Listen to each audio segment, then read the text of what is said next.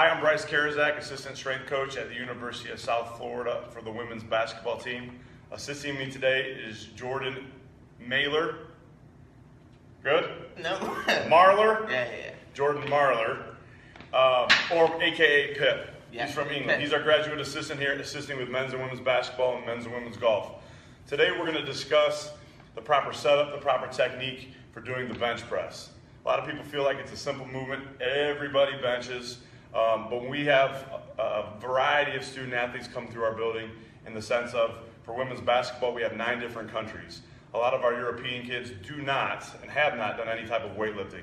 So we use the KISS method, keep it simple, stupid, and we try to teach them the best way we can, the most efficient way we can, but do it basic and simple. First thing we'll go through is our setup on their bench, our 5 points of contact. So Jordan will lay back.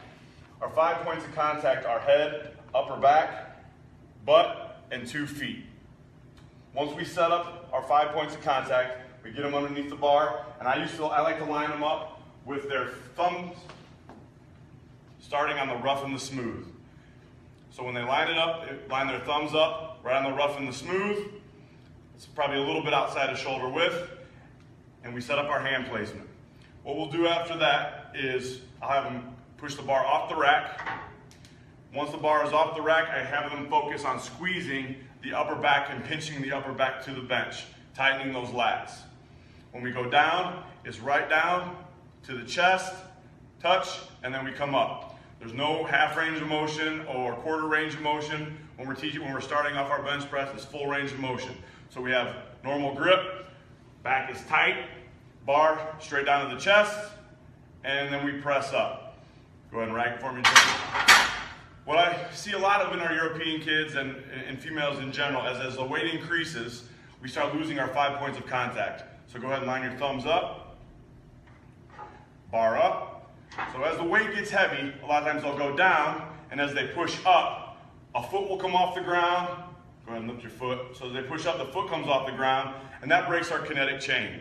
So when the foot stays down, all 5 placements are touching, we press up. But what happens is, the kinetic chain from the energy from the ground into our body keeps us stable and neutral on the bench. It keeps our core tight. Sometimes you're going to have variations where you do have to put your feet up on the bench, so go ahead and rack. If you have a low back injury and it causes some discomfort to extend the spine like that, we do have them put their feet on the bench. Again, same lineup, all the way down, all the way up. Rack it for me. But for the most part, we like to keep all 5 points of contact.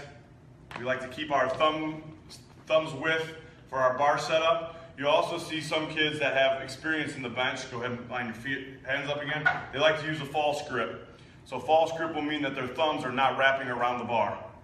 So it'll look more, the thumb will be over, and it's just almost right in the top palm of their hand.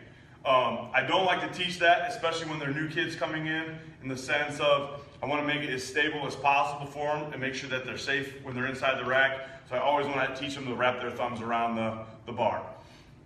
So today you learn the basic setup for the bench press. Again, 5 points of contact, the head, upper back, butt, and two placements on each foot.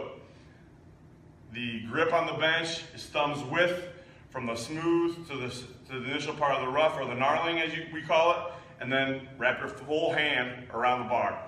Again, we rack it up, you take it straight down, all the way full range of motion, and pause. Main thing is always keeping that upper back nice and tight while we're going through the pressing motion.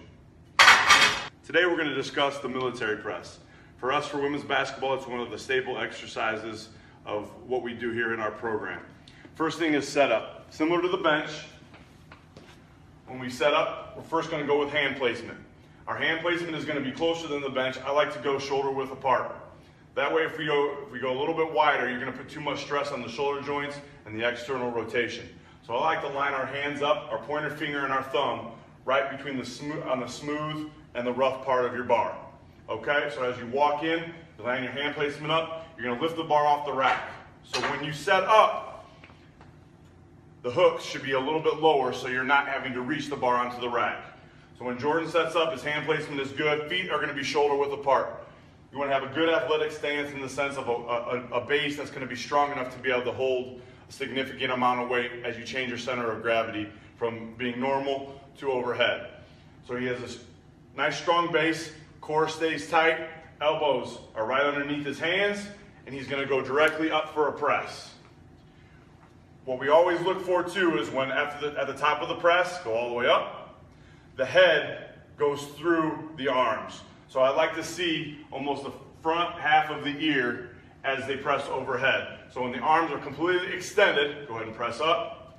You're seeing the head pop through the arms and the ears sticking out behind the arms. That'll create full range of motion and allow to not have any discrepancies when they start doing heavier weight as you bring it down. One thing too is when you keep your core tight, as you press and the weight gets heavier, they're going to try to find a way to cheat the system, so you're going to see a lot of back arching. What we don't want is any back arching. Everything wants to be stable in the core and through the hips. So when you press up, keep that core tight, head goes through, pause at the top, come all the way back down and reset. We always go down below the chin or to the top of the chest. Full range of motion. So we press up, head goes through, arms are locked out, back down and reset. As we walk the bar back into the rack, we want to make sure we're not standing up on our tippy toes and reaching the bar in. Again, as the weight progresses to get heavier, it's going to cause a problem of them trying to reach the bar, and obviously safety is a concern for us. Again, wide base, strong base, tight core, line our hands up, shoulder width apart, elbows always stay right underneath, directly underneath our hands. We press up, head goes through, lock our arms out, back down to starting position, our neutral position. Once we're done, able to walk the bar in the rack.